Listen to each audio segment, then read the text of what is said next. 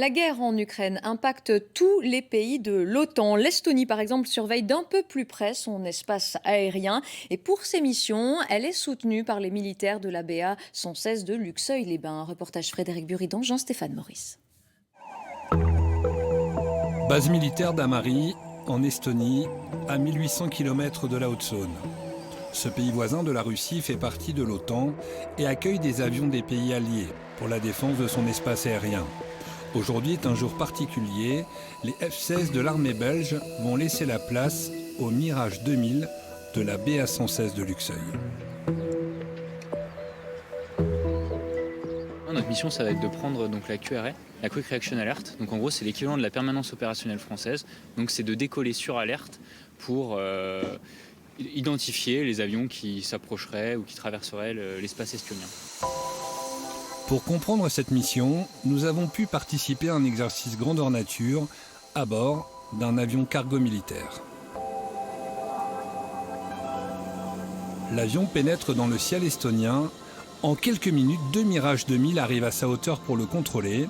Dans le contexte géopolitique actuel, les missions de contrôle doivent s'effectuer en toute sérénité. On partage vraiment les mêmes modes d'action, les mêmes engagements, la même volonté de rester maître de nous et calme, c'est-à-dire de ne pas rentrer dans une logique escalatoire quelle qu'elle soit. Nous, on est vraiment, aussi bien les Belges que les Français, là pour protéger l'espace aérien estonien et, si on nous le demande aussi, protéger le flanc est de l'OTAN. Donc on est vraiment dans une attitude défensive. On n'est pas du tout en termes de on n'est pas du tout en provocateur, surtout pas, surtout pas. Rien de spécial n'a changé ici, si ce n'est que nous avons plus d'avions.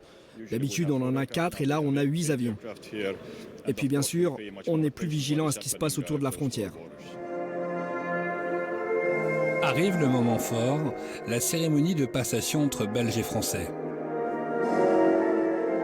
Sur la centaine de nouveaux militaires venus de France, la moitié provient de la BA 116. Des mécaniciens et des pilotes qui auront fort à faire ces 4 prochains mois. On n'attend pas de décoller sur alerte. Tous les jours, on prévoit des vols d'entraînement. Et donc j'ai un pilote de mon détachement dont la charge est d'aller contacter les pays et les nations alentours, donc de l'OTAN ou les partenaires de l'OTAN, pour justement monter des missions d'entraînement avec eux, pour changer un peu du quotidien et améliorer toute la connaissance mutuelle que eux peuvent avoir de nous et nous on a d'eux, quoi. Après 2018 et 2020, c'est la 3e mission de la base aérienne 116 en Estonie, avec une situation internationale fragilisée. La France et ses alliés ont plus que jamais besoin d'aller dans la même direction.